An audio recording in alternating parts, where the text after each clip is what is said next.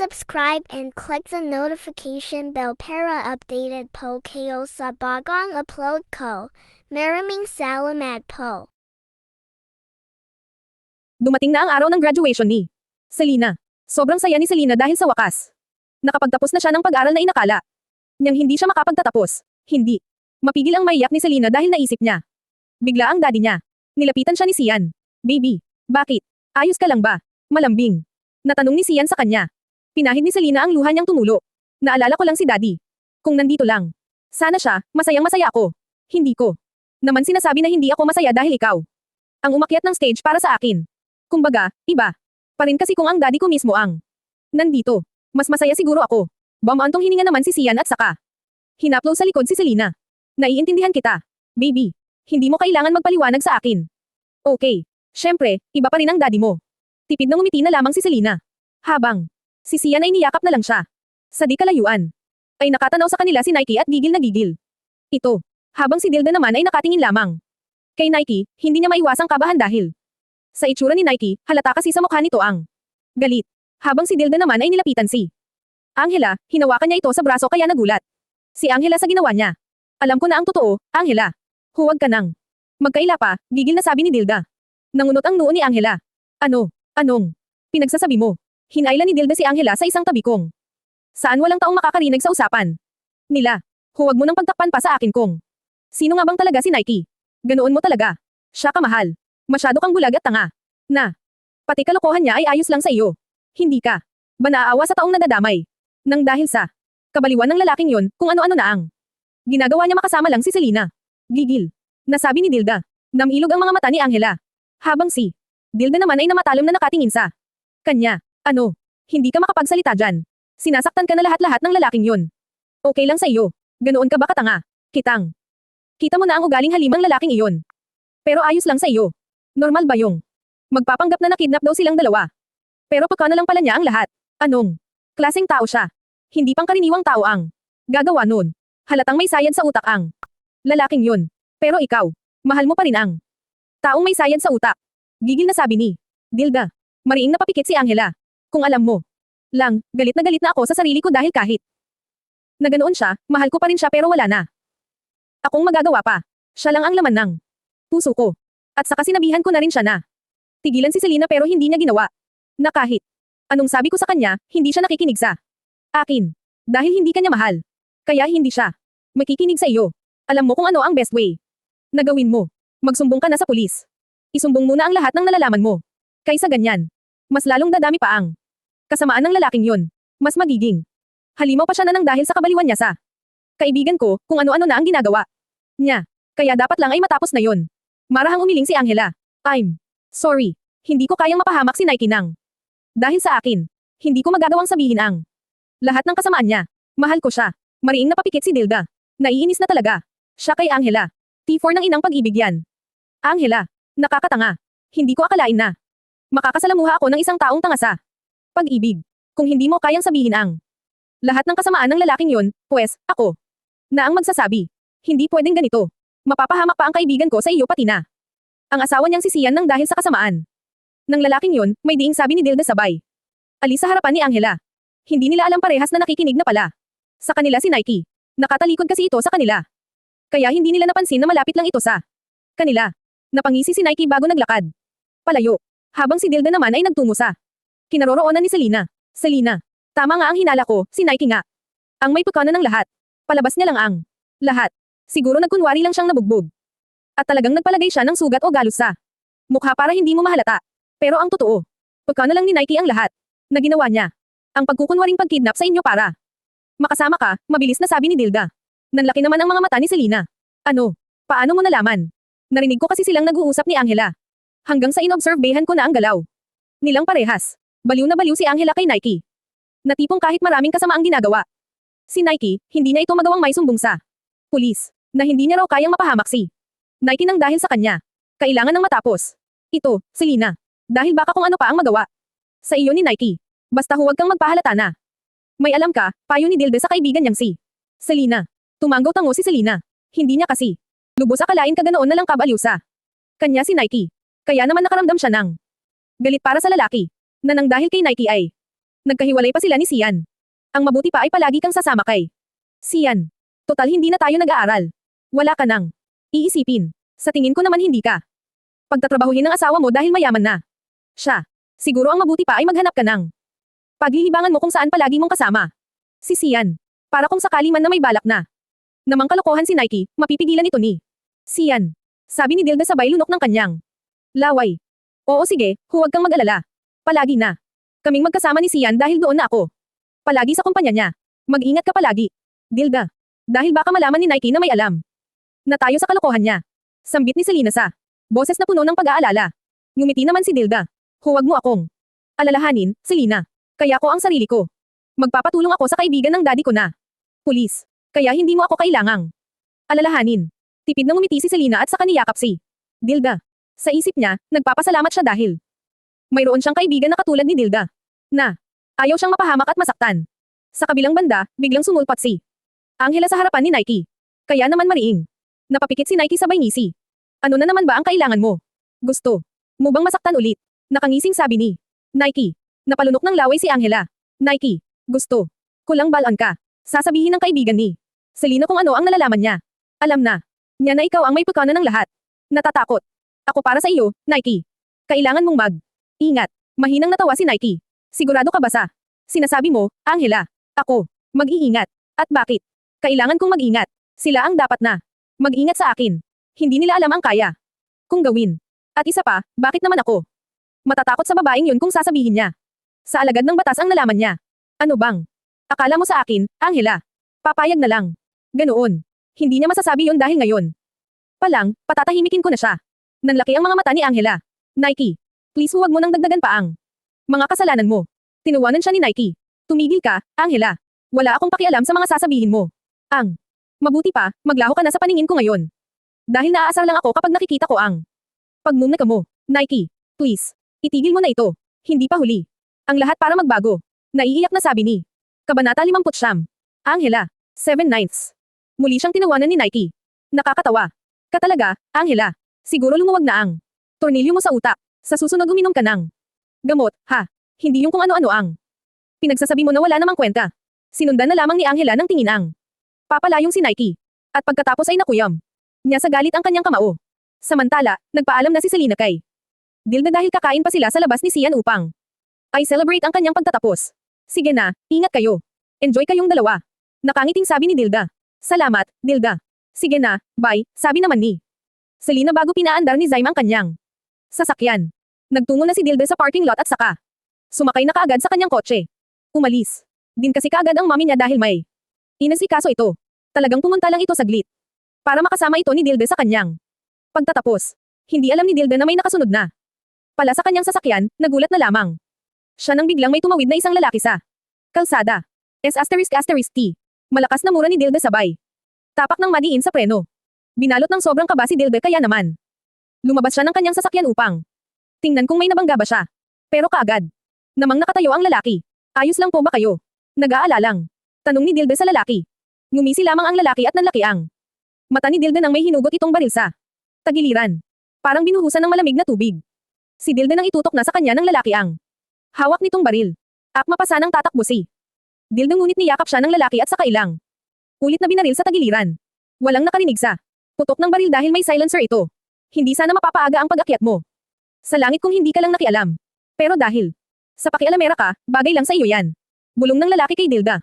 Umagos ang dugo sa tagiliran ni Dilda. Nanghihina na siya at hindi na magawang may galaw ang kanyang katawan. Binuksan ng lalaki ang sasakyan ni Dilda at sa kanya ipinasok ang dagwang katawan ni Dilda. At pagkatapos ay kaagad siyang sumakay sa sasakyan na kaabang sa kanya kanina pa.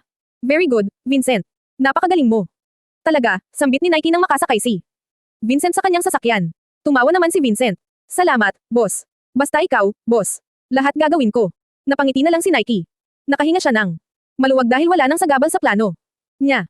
Isang babae kaga-graduate pa lang ng kolehiyo ang natagpo ang patay sa kanyang mismong sasakyan. Hindi pa alam kung ano ang dahilan sa pagpatay sa babae at inaalam pa ang motibo ng pagpatay. Nabitawan ni Selena ang hawak niyang basong nang marinig ang balita. Agad na lumapit sa kanya si Sian at saka siya binuhat nito patungo sa sofa. Dilda. Umiiyak na sabi ni Selena. Napatingin si Sian sa balita. Habang si Selena naman ay patuloy ang pag-agos ng masaganang Luha.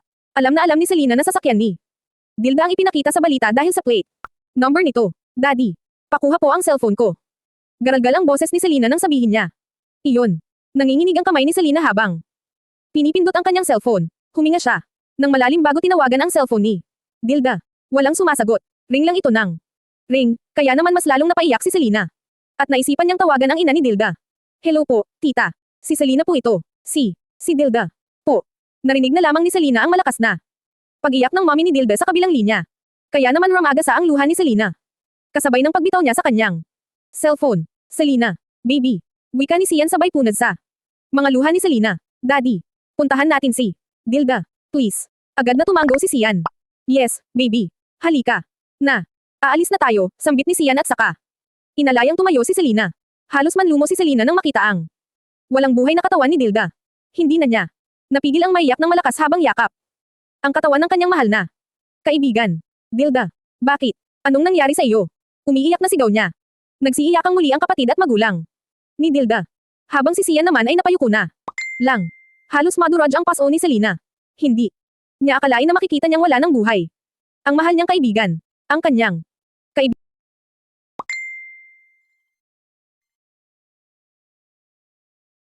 Hindi niya akalain na makikita niyang wala ng buhay ang mahal niyang kaibigan.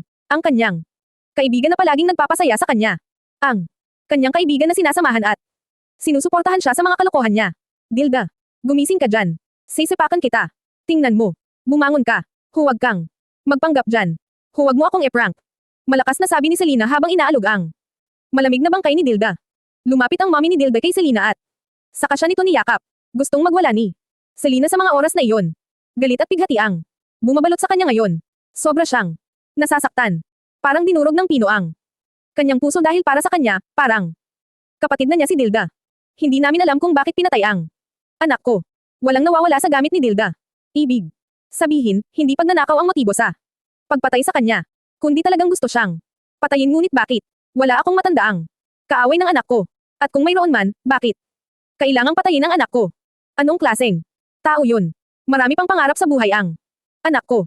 At marami pa siyang gustong gawin. Ngunit natapos lang ang lahat sa isang iglap. 4. Nabala ang nakuha sa katawan niya. Na talagang siniguradong mamamatay ang anak ko. Umiiyak na sabi ng mommy ni Dilda. Nanginginig ang buong kalamnan ni Selena. Dahil sa galit. Totoo namang walang kaaway si Dilda dahil mabuting kaibigan ito para kay Selena. Biglang sumagi sa isipan niya si Nike. Bago pa kasi mangyari ang pagpatay kay Dilda. Noong araw ng kanilang graduation, nabanggit nito kay Selena ang kasamaan ni Nike. Kaya naman nagkaroon ng kutob si Selena na baka si Nike ang may gawa noon sa kanyang kaibigan. Tatayo na sana si Selena upang lapitan si Sian. Nang bigla na lang siyang makaramdam ng hilo. Hanggang sa bumagsak siya sa bisig si Sian. Samantala, matalim na nakatingin si Angela kay Nike. Nalaman niya kasing pinapatay ni Nike si Dilda at talaga namang gusto nang sumabog ni Angela sa galit. Napakasama mo talaga, Nike. Bakit? Kailangan mo pang ipapatay ang kaibigan ni Selena. Wala yung kasalanan sa iyo. Bakit? Parang natutuwa ka ng pumatay ng tao. Nangingilid ang luha ni Angela matapos niyang sabihin yun. Ngumisi si Nike, kung hindi ko yun ginawa, di nalaman na ng lahat kung sino ba talaga ako. At kung ano ang madumi kong pagkatao. Akala ko ba ayaw mo akong mapahamak, Angela? Akala ko ba mahal na? Mahal mo ako. Mariing napapikit si Angela. Paul kiramdam niya ay sisabog na siya sa galit. Hindi na kinakaya pa ng kanyang konsensya ang mga pinaggagawa ni Nike. Masyado na itong nagiging masama. Nilapitan siya ni Nike at saka hinaplos siya sa pisngi. Huwag ka na lang maingay, Angela. B.A. Good girl na lang. Huwag mo akong gagalitin. Okay. Kasi kapag hindi ako nakapagtimpi sa iyo, baka ikaw ang isunod ko. Kawawa naman ang daddy mo kapag nagkataon. Ikaw na lang ang mayroon siya. Papayag ka ba na manahimik ka? Kagaad at iwan ang daddy mo. Wika ni Nike at saka mahinang tumawa. Napalunok ng kanyang laway si Angela. Kasabay ng pagtulo ng butil niyang luha sa kanyang mata. Habang si Nike naman ay tinuwanan lang siya. Huwag ka nang magalit pa dyan, Angela. Basta, magpakabait ka lang sa akin. Malay mo. Di ba? Matutunan kitang mahalin. Sambit ni Nike sabay kindat. Hindi na lang nagsalita pa si Angela. Pinahid niya ang kanyang luha at saka lumabas ng opisina ni Nike. Napasandal siya sa pader sabay hawak sa kanyang dibdib. Pakiramdam niya ay kakapustan siya ng hininga dahil naninikip ang kanyang dibdib dahil sa galit at sakit na kanyang nararamdaman. Habang sa isang tabi naman, nakatanaw sa kanya si Vincent. Napangiti ng malawak si Vincent. Kawawang, Angela. Kahit anong gawin niya, hindi siya magagawang mahalin ni Nike. Kaya, naman gagawin ko ang lahat ng gusto ni Nike. Dahil umaasa ako na sa akin ang bagsak ni Nike. Mahinang yuzel niya. Nagising na lamang si Selena nang haplosan ni Sian ang kanyang buhok. Nakatitig lamang siya sa gwapong mukha ni Sian ng ilang segundo bago siya magsalita. Kabanata 6 na po. Daddy, nasaan po ako? Mahinang sambit ni Selena. Tipid na ngumiti si Sian. Nandito ka sa kwarto ko. Nahimatay ka kasi kanina. Siguro. Dahil sa nangyari kay Dilda. Kumusta ang pakiramdam mo? Ayos ka lang ba? Marahang tumanggo si Selena. Opo, Daddy. Ayos lang ako. Medyo nahihilo lang ako na hindi kung maintindihan. Ngumiti si Sian at saka hinaplos ang buhok ni Selena. Magpahinga ka na lang muna dito. Matulog ka ng matulog total wala ka na rin namang gagawin. Nagugutom ka na ba? Ipaghahanda kita ng pagkain. Agad na umiling si Selena. Busog pa po ako. Ikaw ba, Daddy? Aalis ka po ba ngayon? Umiling si Sian. Hindi, baby. Dito lang ako. Pupunta kasi dito si Nico. May kailangan kaming pag-usapan tungkol kay Nike. Kumunat ang noo ni Selena. Tungkol kay Nike. Bakit? Anong mayroon sa kanya? Bamantong hininga si Sian. Basta, susunod ko na lang muna sasabihin sa iyo. Medyo magulo pa kasi. Kailangan pa kasi naming makasigurado. Biglang bumangon si Selena at saka tumitig kay Sian. Daddy, ano nga po ang pag-uusapan ninyo tungkol kay Nike? Bakit hindi mo pa ngayon sabihin? Napakamot si Sian ng kanyang ulo. Dahil hindi pa kami sigurado ni Nico. Pero nararamdaman namin at malakas ang kutob naming hindi basta-basta si Nike na mayroon siyang madilim na sikreto. Sikreto. Kagaya ng alin? Naguguluhang tanong ni Selena. Humingang malalim si Sian. Basta, saka ko na lang sasabihin sa iyo. Ang mabuti pa ay magpahinga ka na. Matulog ka na lang ulit dahil baka mahimatay ka pa. Akma sanang tatayo si Sian ng hawakan siya sa kamay ni Selena para pigilan. Malamlam ang mga mata ni Selena na tumingin kay Sian. Please, Daddy. Gusto kong malaman kung ano ang pag-uusapan ninyong dalawa ni Kuya Nico. Anong mayroon kay Nike? Anong sikreto niya? Ilang segundong nakatitig si Sian kay Selena bago siya nagsalita. Kagaya nga ng sinabi ko. Hindi pa kami sigurado ni Nico. Pero sa tingin namin, may iba siyang gawain kung saan masyado itong madumi na hindi mo talaga kilala. Nang lubusan ang kaibigan mo, Selena, na baka sa iyo lang siya mabait dahil may nararamdaman siya para sa iyo. Pero ang totoo niyang pagkatao, masama siya. Delikado siyang tao. Napalunok ng laway si Selena habang iniisip niya ang mga sinabi sa kanya ni Dilda. At dahil doon, mabilis na tumibok ang kanyang puso. Napagtagpi-tagpi niya ang bawat kaganapan sa kanyang isipan. At alam niyang hindi magsisinungaling sa kanya si Dilda. Mayroon nararamdamang pagsisisi si Selena sa kanyang sarili dahil hindi niya kaagad pinaniwalaan ang mga sinabi sa kanya ni Dilda noon. Dahil masyado siyang nabulag sa pagpapanggap ni Nike. Hindi ba dati nagpupunta siya dito para mapa-comfort sa iyo? Dahil nag-away daw sila ng daddy niya. Agad na tumanggo si Selena. Opo, Daddy. Sinasabi niya sa akin na nag-aaway daw sila. Tumikim si Sian. Kasinungalingan niyon. Selena. Namilog ang mata ni Selena. Ha? Paanong naging kasinungalingan yun? Wala na ang daddy ni Nike. Patay na ito. At marahil sinasabi lang iyon ni Nike sa iyo dahil gusto kanyang makasama. Sa tingin ko, baliw. Nabaliw na sa iyo si Nike. Obsessed na siya sa iyo. Kaya naman gumagawa talaga siya ng paraan para lang makasama ka. At napag-alaman naming may malaki siyang illegal na pasugalan. Kung saan mayayamang tao ang naglalaro doon. Pero hindi lang basta mayayamang tao. Dahil ang iba sa kanila ay mamamatay tao, mga drug dealer at iba pa. Hanggang ngayon ay iimbestiga pa kami sa pagkatao ni Nike. Sinasabi ko sa iyo, baby. Sa iyo lang mabait si Nike dahil baliw siya sa iyo. Pero sa ibang tao, halimaw siya. Rumaga sa ang masaganang luha ni Selena. At nakaramdam siya ng matinding kilabot kaya nanindig ang kanyang balahibo. Daddy. Tumaas ang kilay ni Sian. Bakit, baby? Bamantong hininga si Selena bago nagsalita. Bago patayin si Dilda. May sinabi siya sa akin. Sinabi niya na pagka na lang ni Nike ang nangyaring pagkidnap sa aming dalawa. At sinabi niya ring marahil ay obsessed na nga sa akin si Nike kaya gumawa ito ng ganoong plano. Para makasama ako. At sa tingin ko, may kinalaman si Nike sa pagkamatay ni Dilda. Dahil noong araw ng graduation namin, sinabi ni Dilda na isusumbong niya sa pulis si Nike dahil sa nalaman niya. Kaya malakas ang kutob ko na si Nike. Siya siguro ang pumatay kay Dilda. Ano? Gulat na sabi ni Sian. Unang gabi ng lamay ni Dilda, hindi pa rin matanggap ni Selena ang lahat.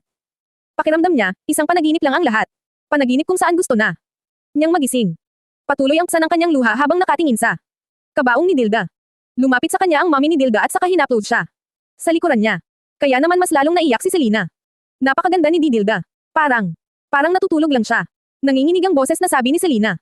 Bumuhos din ang luha ng mami ni Dilda. Oo naman. Talagang maganda. Ang anak ko. Sayang nga lang at nawala siya kaagad sa akin. Napakasakit. Hanggang ngayon ay inaalam pa rin ng mga pulis kung sino ang sospek sa pagpatay sa kanya. Humingang malalim si Selena at saka humarap sa mami ni Dilda. Pinahid niya ang kanyang mga luha at saka seryosong tumingin sa mami ni Dilda. Huwag po kayong mag-alala, tita. Gagawin ko po ang lahat para mahuli kung sino man ang gumawa noon kay Dilda. Hindi po ako papayag na hindi makuha ni Dilda ang hustisya. Dapat magbayad ang taong kumitil sa buhay niya. Kailangan niyang mabulok sa kulungan, mariing sambit ni Selena sabay. Hinggang malalim. Naiiyak nang umiti ang mami ni Dilda. Maraming salamat, Selena. Isa kang tunay na kaibigan ng anak ko. Niyakap ng mami ni Dilda si Selena. At gumanti rin ng yakap si Selena. Huminga siya ng malalim. Binabalot siya ng matinding galit. Ngayong nakita niya ang totoong kulay ni Nike, galit na galit siya dito. Naghahanap na lamang silang dalawa ni Sian ng matinding ebidensya laban kay Nike upang mahuli na kaagad ito. Basta ito lang po ang masasabi ko, tita. Hindi po ako papayag na hindi makuha ni Dilda ang hustisya. May diing sambit ni Selena. Ilang oras ding nakilame si Selena hanggang sa lumabas muna siya ng bahay ni Dilda. Pagkatapos ay nakareceive siya ng message kay Angela. Gustong makipagkita nito sa kanya dahil may sasabihin daw itong mahalaga at tungkol ito kay Nike, kaya naman nagmamadaling umalis si Selena sa Lume upang makipagkita kay Angela.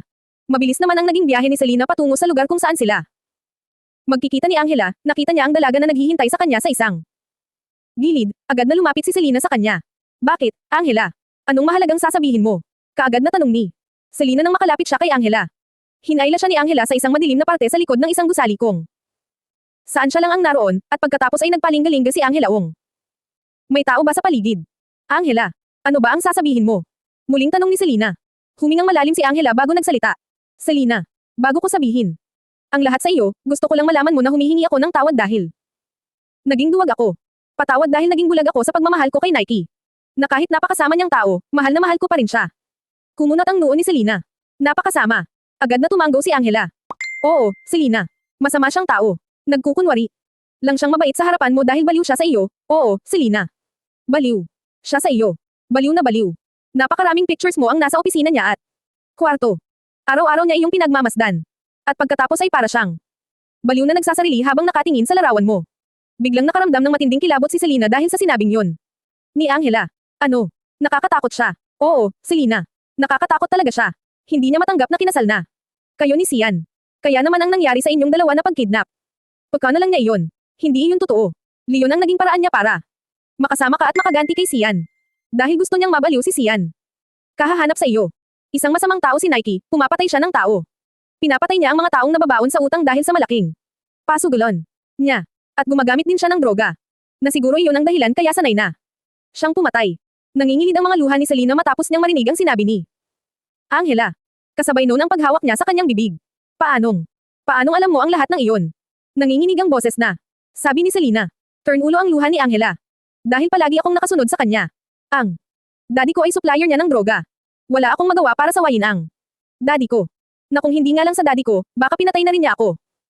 Alam kong sasabihan mo akong tanga, Selena, dahil mahal ko pa rin siya kahit na masamang tao siya. Na kahit nagagawa niya na akong saktan. Sinubukan ko siyang pigilan sa mga pinaggagawa niya pero walang nangyari. Nasasaktan niya lang ako physically at emotionally. Pero ngayon, hindi ko na talaga kinaya ang kasamaan niya, at sa mga oras na ito, sigurado akong manganganib na ang buhay ko. Pero wala na akong pakialam pa. Kailangan nang matapos ang kasamaan niyang ito, hindi ko na kayang sarilihin ang nalalaman ko. Angela. Naluluhang sabi ni Selena. Pilit na gumati si Angela. Huwag mo akong alalahanin, Selena. Dahil kasalanan ko rin naman kung aabot sa ganito. Pero at least, di ba? Nakagawa naman ako ng kabutihan bago ako mamatay. Iniabot ni Angela ang isang cellphone kay Selena. Alanganin namang kinuha iyon ni Selena. Itabi mo yan. Nandyan lahat ng ebidensya laban kay Nike. Lahat yan ay kuha ko. Video yan ng pag-uusap nila ni Vincent. Ang taong kasama niya sa lahat ng kasamaan niya. Ang taong palagi niyang inuutusang pumatay. At nandyan ang ebidensya na si Nike ang nagpapatay kay Dilda. Mabilis na sabi ni Angela. Bumuhos ang masaganang luha ni Selena matapos iyong sabihin ni Angela. Pakiramdam niya ay muling kumulo ang dugo niya dahil sa matinding galit. At isa pa pala, si Nike din ang nagpautos na sunugin ang restaurant ng asawa mong si Sian. Para modlot ang pag-alis ninyo at makidnap ka. Noong araw na yon. Ganoon siya kabaliw sa iyo, Selena, para makasama ka lang. At ngayong alam mo na ang lahat, umalis ka na. Para maipaalam mo na sa pulis ang tungkol sa kasamaan niya. Nandyan din ang video ko tungkol sa lugar kung saan siya pwedeng magpunta o magtago. At kung ano man ang ganap sa pasugalan niya. Dagdag pa ni Angela. Mahigpit na niyakap ni Selena si Angela kasabay ng pagragasa ng masagana niyang luha. Hindi na rin napigilan pang mapahagulhol ni Angela. Angela, Maraming salamat sa iyo. Salamat dahil pinili mong gawin ang tama. Wala akong karapatang husgahan ka kung mahal na mahal mo. Si Nike. Nagmahal ka lang naman. Pero maling tao ang minaal mo. Kumalas ng pagkakayakap si Angela kay Selena. Walang anuman, Selena. Dahil yun naman ang dapat. Sige na. Umalis ka na. Bago pa tayo makita ng mga tauhan ni Nike. Muling niyakap ng mahigpit ni Selena si Angela bago siya tumakbo paalis. Habang si Angela naman ay pinahid ang kanyang mga luha at sa kabahagyang inayusan ang kanyang sarili. Samantala, halos mabaliw na naman si Sian kahahanap kay Selena. Ilang beses na kasi niya itong tinawagan pero nakapatay ang cellphone nito. Hindi niya maiwasang kabahan ng sobra. Sian, kumalma ka. Baka may pinuntahan lang ang asawa mo. Sabi ni Nico sa kanya. Mariing napapikit si Sian. Kung may pinuntahan man siya, bakit hindi siya nagsabi sa akin? Bakit bigla na lang siyang nawala sa lume? At bakit nakapatay ang cellphone niya? Mababaliw na ako kakaisip kung nasaan ang asawa ko, Nico. Paano ako kakalma nito kung hindi ko alam kung nasaan na siya? Bahagyang tumaas ang boses ni Sian. Daddy. Sigaw ni Selena sabay takbo palapit kay Sian. Baby. Sigaw naman ni Sian sabay yakap ng mahigpit kay Selena. Sian. Nakahinga naman ng maluwag si Nico dahil ligtas pala si Selena. Habang si Sian naman ay kinakabahang hinaplos ang buhok ni Selena. Saan ka ba nagpunta, baby? Pinag-alala mo ako ng sobra. Akala ko kung ano na ang nangyari sa iyo. Nagalit patuloy ako kay Nico eh. Sambit ni. Ngumiti naman si Selena. Pasensya na, daddy kung hindi ako nakapagpaalam sa iyo, bumaling si Selena kay Nico. Pasensya na rin po kuya. Nico kung pati ikaw ay nadamay pa at naistorbo.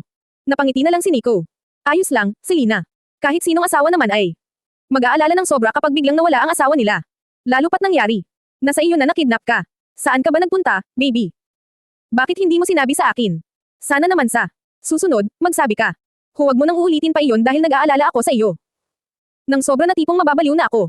Malumanay na sabi ni Sian. Hinaplos ni Selena ang mukha ni Sian. Nakipagkita ako kay Angela. Kumunot ang noo ni Sian. Angela, sino siya? Siya ang babaeng nagmamahal kay Nike. At nakakaalam ng buong pagkatao nito. Humingi siya ng tawad sa akin dahil hindi niya kaagad nasabi ang lahat ng nalalaman niya tungkol kay Nike. Kung gaano ito kasama. Sambit ni Selena sabay abot ng cellphone kay Sian. Ibinigay niya sa akin yan. Nandyan ang lahat ng ebidensya laban kay Nike. Tiningnan ni Sian ang binigay na cellphone sa kanya ni Selena. At namhilog. Ang mata niya nang biglang humagulaw si Selena. Baby, bakit? Anong problema? Bakit ka umiiyak? Nag-aalalang sabi ni Sian sabay pahid ng luha ni Selena. Patuloy pa rin ang pagragasan ng mga luha ni Selena dahil hindi niya mapigilan ang kanyang sarili na maiyak. Sobrang nadurog ang puso niya dahil ang mismong pumatay sa kaibigan niya ay ang taong pinagkakatiwalaan niya sa lahat. Naakala niya kilala na niya ito ng lubusan. Naakala niya isa itong mabuting tao. Si Nike. Si Nike ang nagpautos na patayin si Dilda. Sabi ni Selena sabay. Hagulhol. Saan ka galing? Tanong ni Nike kay Angela. Napakurap ng ilang beses si Angela dahil sa tanong na iyon ni Nike. Binalot. Siya ng matinding kaba kaya naman bumilis ang pintig ng kanyang puso. Nabigla. Siya sa tanong na iyon ni Nike sa kanya dahil ngayon lang ito nagtanong kung saan siya nagpunta. Dahil hindi naman ito tinatanong kung saan siya nagpupunta sa kadahilan ng wala namang pakialam sa kanya si Nike. Diyan lang. Gumala-gala. Pagsisinungaling ni Angela sabay tingin sa ibang direksyon. Pasimpleng hernawak ng mahigpit si Angela sa suot niyang damit. Mahinang tumawa si Nike. Okay, fine. Pero bakit ang taray mo? Ngayon, tumingin sa kanya si Angela. Ha? Anong pinagsasabi mo dyan? Ngumisi si Nike. Wala lang. Bigla ka lang kasing nagtari sa akin. Madalas. Malambing at malumanay ka kapag kinakausap kita. Pero ngayon ay iba. Nagsasawa ka na ba sa akin? Ayaw mo na ba sa akin, Angela? Mariing napapikit si Angela sabay lunok ng kanyang laway. Wala akong panahong makipag-argumento sa iyo, Nike. At isa pa, bakit ngayon ka lang nagtanong kung saan ako galing? Hindi ba't wala ka namang pakialam sa akin? Bakit ngayon ay nagtatanong ka? Nakakabigla naman. Mahinang tumawa si Nike. Well, I'm sorry, Angela sa hindi ko magandang pagtrato sa iyo. Alam mo naman siguro kung bakit, di ba? Medyo nakakairita lang kasi ang pagiging pakialamera mo sa mga plano ko. Lalo na't wala ka namang halaga sa buhay ko. Pero naisip ko na, kahit papaano naman pala ay nakakatuwa ka. Dahil talagang nandyan ka lang sa tabi ko kahit na nakikita mo naman at alam mo kung gaano kadumi ang pagkatao ko. Matalim na tumingin si Angela kay Nike. Anong ibig mong sabihin? Ngumiti si Nike sabay lakad palapit kay Angela. Ang gusto ko lang iparating sa iyo na. Nagpapasalamat ako dahil nagstay ka pa rin sa akin. Well, siguro. Panahon na para bigyang pansin kita, Angela. Dahil sa tingin ko nga, tama ka. Wala na nga talaga akong pag-asa pa kay Selena. Pero syempre, hindi naman. Ako papayag na maging masaya silang dalawa. Ano ako? Tanji A. Na nagdudusa. Ako mag-isa habang sila ay nagsasaya. Hindi ganoon. Gusto kong masira ang relasyon nilang dalawa. Gusto kong maging miserable ang buhay ni Sian, kaya naman, Angela. Ipagpatuloy mo lang ang pagmamahal mo sa akin, dahil baka Sakaling mahulog ako sa iyo. Napangisi naman si Angela sa sinabing iyon ni Nike. Gusto niyang matawa. Nang malakas. Hal na, Nike para dyan. Nasabi ko na ang lahat kay Selena. Tama na ang kahibanggan ko sa iyo. Dapat mo nang pagbayaran ang kasamaan mo. Bakit nakatitig ka lang dyan sa akin? Hindi ka ba masaya sa mga sinabi ko? Sa iyo. Hindi ka ba kinikilig? Wika ni Nike sabay haplos sa pisngi ni Angela. Pinilit namang ngumiti ni Angela. Hindi naman sa hindi ako masaya. Nabigla lang ako. Hindi ko inaasahan ang mga sinabi mo. Para kasing, parang, panaginip lang eh. Dahil alam ko naman na ayaw mo sa akin. Pagdadrama ni Angela. Hinawakan ni Nike sa baba si Angela. Siya, hindi pa naginip ito. Totoo. Ang mga sinabi ko sa iyo, Angela. Kaya dapat, magdiwang ka. Magpasalamat ka. Dahil napagtanto ko na may halaga ka rin pala sa akin kahit papano. Kaya, ngayon pa lang, magpakabait ka na sa akin. Para nang sa ganoon, tuluyan ko na. Ngang may bilang sa iyo ang pagmamahal ko. Muling lumunok ng laway si Angela at saka pinilit ng umiti. Maraming. Salamat, Nike dahil naisip mo rin ang effort ko para sa iyo. Sige na, uuwi na. Ako dahil gusto ko nang magpahinga. Tumanggaw naman si Nike. Sige, mag-iingat ka sa pag-uwi. Tipid ng umiti si Angela bago lumabas sa opisina ni Nike. Habang si Vincent naman ay nakuyam ang kanyang kamao dahil sa narinig niyang uusap nila Nike at Angela. Boss, pasensya na pero narinig ko ang usapan ninyong dalawa ni Angela. Sigurado ka ba na gusto mo nang ibaling ang nararamdaman mo para sa babaeng? Yun. Kunot noong tanong ni Vincent. Ngumisi naman si Nike. Syempre, hindi. Sinasabi ko lang yun para mas lalo siyang mapamahal sa akin. Para mapaniwala ko siya at hindi siya mag-iisip. Naipahamak ako. Tila nakahinga naman ng maluwag noon si Vincent. Mabuti naman kung ganoon, boss. Basta ako, handa akong manatili sa iyo kahit na ano pa man ang mangyari.